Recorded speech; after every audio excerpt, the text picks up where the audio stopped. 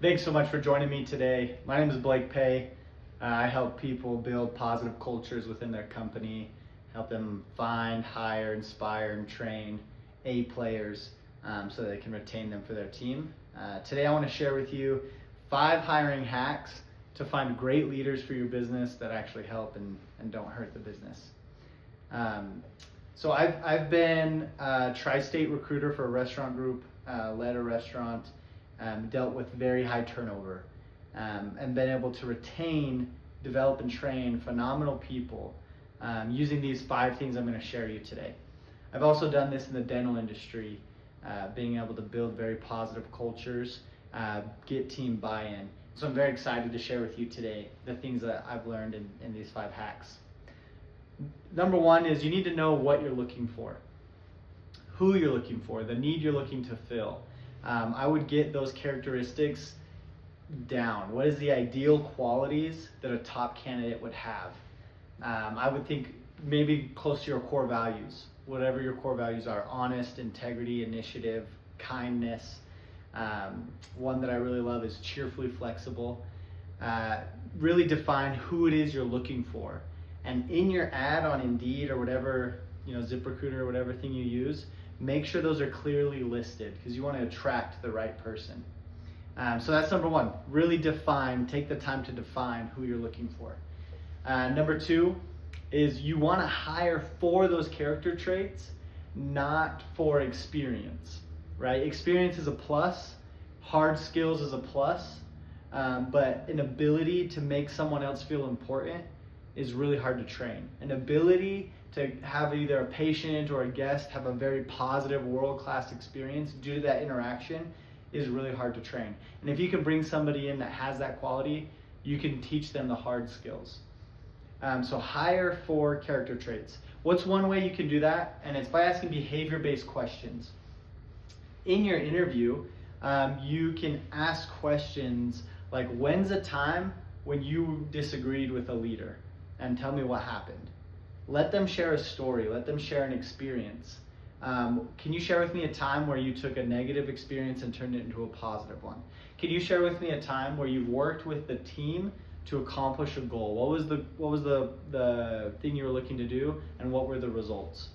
Ask for these experiences and these stories. That will give you evidence of their character, right? Especially if they have things like vulnerability, they owned up to mistake, they're accountable, they say, you know what, I made a big mistake and this is what I did. That's really, really good. One disclaimer is people practice for interviews all the time, right? Whatever your industry is, I mostly work in dental, so maybe not so much dental assistants or front office. I don't know if they're practicing for the interview, but through the experience, you have to watch out and maybe ask more qualifying questions so that people aren't just sharing rehearsed stories or sharing what you want to say. And really one way around that is even before you bring them in for an interview, you call and you screen and you ask them, hey, why is it that you're leaving your previous job? And then do reference checks. That's one work way around. But typically a normal candidate, a genuine person, you ask these behavior questions and you'll be able to tell if this person has the attributes you're looking for. So that's number 2. Hire for character traits, not hard skills. Number 3 is act fast. I can't tell you how important this is. If they're a quality candidate, they have initiative, they have integrity, they're looking for their right next opportunity, they likely have multiple offers in, right? And they're considering their options. More often than not, especially when I was a tri-state recruiter, the first offer is the first one they took, right? And so if you wait, because maybe they fit it, but maybe there's a better candidate, I don't know, you need to act fast, hire fast. And kind of a bonus to that, something to think and to keep in mind, I think this is a quote by Alex Ramosi, hire fast but fire faster. Acquiring talent acquisition is a tricky game, and sometimes you think this person was phenomenal, they were either great on paper or they're great in person, and so you bring them into your organization and you realize that they're just not a good fit. Don't wait, don't eat the cost, don't have the fallacy of like, well, I spent all this time finding them and maybe they'll turn around. If you already know they're not a good fit, hire fast but fire faster. Get the right person in there so you can get the results that you need. Number 4 is red carpet. Think about their day one. You go through, you hire for, kind of going through the steps. You know what you're looking for. You hire for these wonderful attributes, maybe along your core values, within your culture. It's awesome. They're great. You acted fast, gave them an offer, and now they start in like 10 days. Be prepared. If this is really a good person that's going to stay within your organization for years and develop into a great leader, and you believe in them, you want this day one experience to be one they will never forget. You want to roll out the red carpet. Now, what does that look like?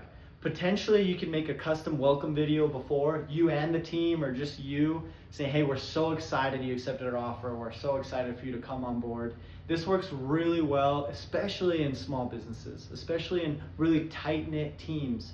Dental teams I work with, 8 or 9 people, right? If the team is like, hey, this is my name is this, and I'm so excited to meet you, we're excited for you to come aboard, how much will that mean to them day one? And maybe they have a little welcome gift or welcome package that you roll out the red carpet for.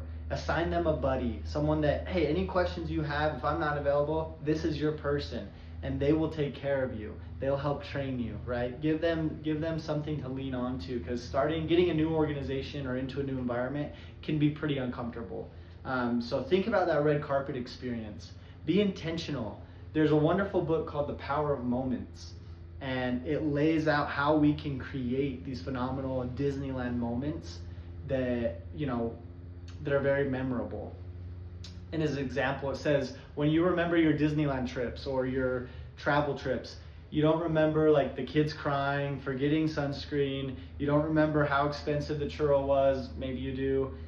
You don't remember all those things. You remember that one moment when you got off the ride and your kid was like, that was amazing, let's do it again, right? The power of those moments, and you can create moments like that within your practice, intentionally with preparation.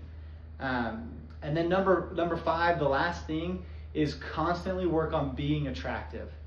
If you want to attract great people, Jim Rohn says be attractive, right?